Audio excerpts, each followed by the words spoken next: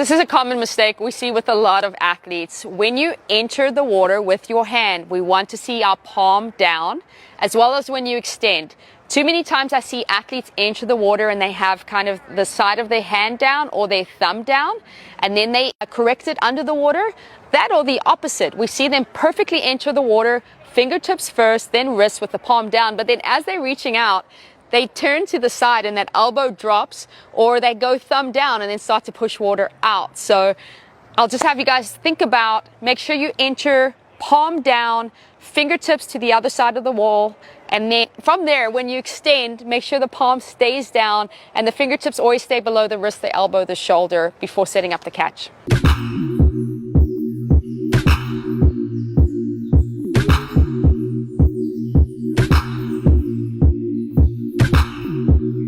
So something we're commonly seeing with new athletes is that as soon as they reach out and while they're still breathing, they drop their arm and their other arm is back here. So now they're totally off balance, and they also have this wide surface area that's now moving through the water and it's causing them to sink. So what we tell our athletes is you need to enter the water about where the forearm is, a little bit closer versus extending out, because if you enter really far out in front of you and then try to reach out as well under the water, it's just not going to happen. So make sure we're entering, and in the water we're now reaching out, and usually that timing is along with the breath.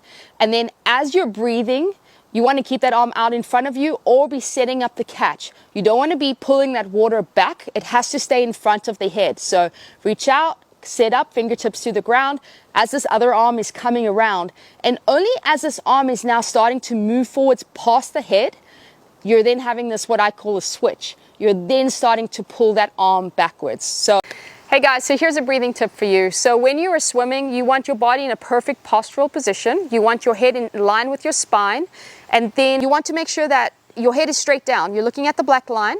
When you turn your head to breathe, either at 3 o'clock, at 9 o'clock, make sure your head doesn't shift off the spine line. That is something we commonly see. Then also make sure when you're bringing your head back, you're staying neutral. You're not shifting off to the side with your body rotation.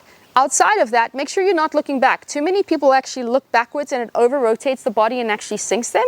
Instead, you should just be turning your head in line with that reach to where you're not going past 9 o'clock or 3 o'clock. So pay attention to where you breathe, pay attention to your head being in line with your spine when you come back to the center.